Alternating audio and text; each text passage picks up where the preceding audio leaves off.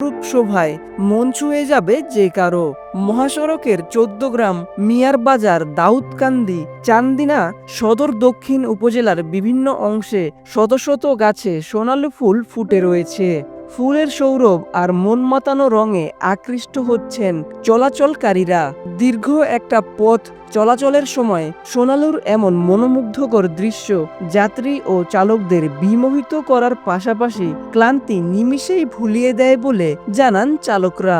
মহাসড়কের সৌন্দর্যবর্ধন এবং রাতের বেলায় বিপরীত দিকের গাড়ির হেডলাইটের আলো যেন চালকের চোখে না পড়ে, এজন্য বিভাজকে বিভিন্ন ধরনের গাছের পাশাপাশি ফুল গাছ রোপণ করা হয়েছে। বর্তমানে হলুদ সোনালী ফুটে থাকায় মহাসড়কের সৌন্দর্য বেড়েছে।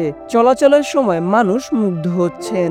লাভ ফর বাংলাদেশ ট্যুরিজম ক্লাবের সভাপতি মীর মফিজুল ইসলাম বলেন, ঢাকা চট্টগ্রাম মহাসড়কে